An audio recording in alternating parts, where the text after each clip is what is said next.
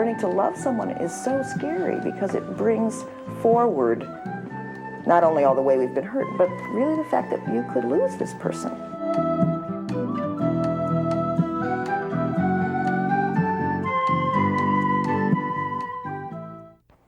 Welcome to our program on the Master Trainers of Imago Therapy. I'm John Carlson, and our guest today is Maya Kollman. Welcome, Maya. Thank you. It's great to Can be you here. tell us, what does Imago mean to you?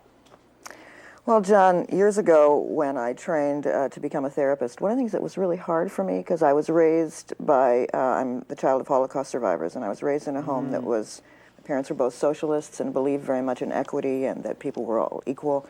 And when I was first trained as a therapist, one of the things that was so uncomfortable for me was somehow that I was to be the expert above these people and know something that they didn't know.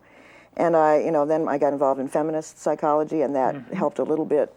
But when I saw Harville on Oprah, and he talked about how the therapist is just the coach, and that the couple has everything they need in order to heal the relationship, and that we're all on the journey together, that therapists and clients all really struggle with this thing called relationship, it felt like it was a perfect fit for me. Do you have a particular type or take on Imago therapy that might differ your approach from others? Well, that's an interesting question. I think what is most important for me, perhaps, is what I was just talking about, that I really want to make that kind of safety available to couples where they really know that we're all on the journey together.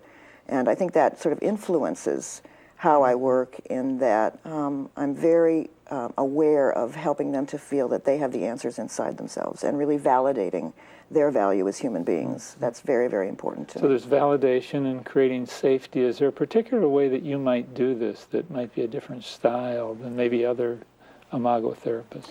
Well, I don't think this is anything learned. I think it's just who I am. I think there's a way in which I use energy and eye contact, and I just have always, since I was a very little girl, been able to reach out to people and connect.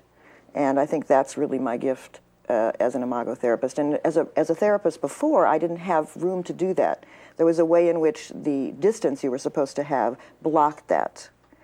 I'm not sure what you mean. Can you talk about that? Yeah, well, I was psychoanalytically trained, and in a psychoanalytical model, you are really a blank screen, and you don't really say anything about yourself. You don't join with the client in the same way. I think what's so wonderful about this work is, again, as I said, you're on the same team. You know, my relationship isn't perfect. I struggle with the same things. Now, a lot of the Imago therapists that I've talked with kind of learned this firsthand.